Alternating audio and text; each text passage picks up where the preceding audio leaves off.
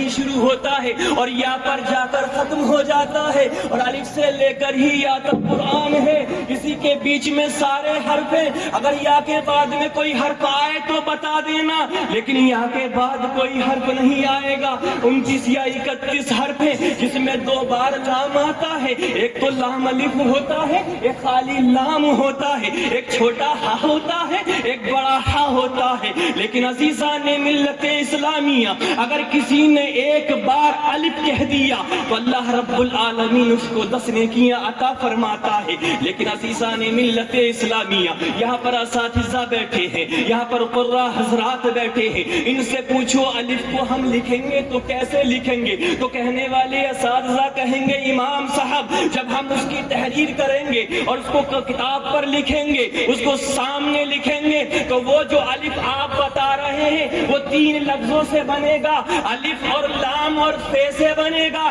تب جا کے الف بنے گا۔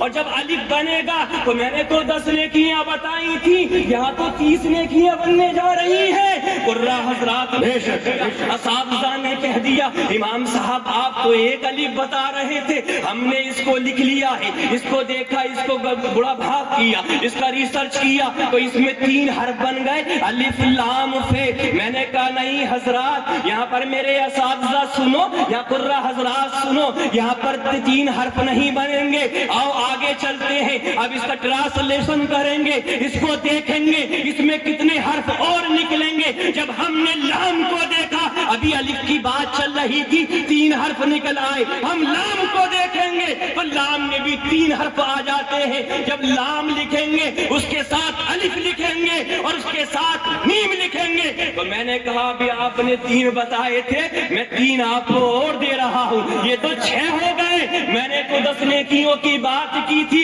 یہاں تو 60 نیکیاں بن گئی ہیں۔ عزیزان ملت اسلامیہ، پھر ہمارے اساتذہ کھڑے ہو جاتے ہیں، امام صاحب تم نے 3 بتائے تو 3 میں بھی بتاؤں گا۔ تو عزیزان ملت اسلامیہ، تو کہا اس میں 3 حرف بنتے ہیں۔ میں نے کہا وہ کون سے 3 حرف بنتے ہیں کہ آپ نے میم کو تو چھوڑ دیا، لام کے تو آپ نے کر لیے 3 حرف، میم کے 3 حرف بنیں گے۔ جب میم کو لکھا جائے گا تو یا کے ساتھ 2 میمیں آئیں گی، ایک پہلے آئے گی ایک بعد میں آئے گی اور بیچ میں یا آئے گی۔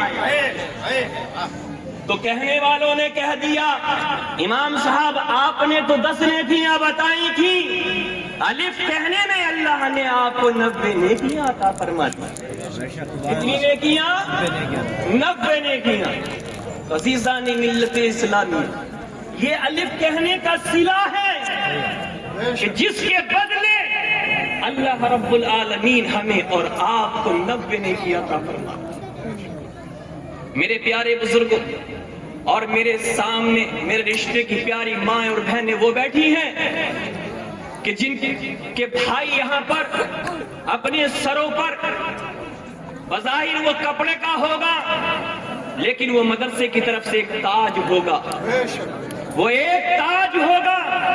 بہن کی آنکھوں میں وہاں آنسو نکلیں گے، ماں کا دل روئے گا کہ آج میرا بیٹا اصل میں اللہ کے رسول کے گھر میں رہ کر مہمان رسول بن کر آج میرا بیٹا دولہا بن گیا ہے، میرا بیٹا دولہا بن گیا ہے۔ اور دولہا بھی بنا تو بنا کیسا بنا کہ جس کے بارے میں اللہ کے رسول صلی اللہ علیہ وسلم ارشاد فرماتے ہیں بروز قیامت میدان محشر جو زمین تابع کی سورج سوانے سے پر جو کسی کا کوئی پرسان حال نہ، آج جس کے سر پر تاج رکھا جا رہا ہے کل وہی والدین کے سر پر تاج بروز قیامت رکھ دیا جائے گا۔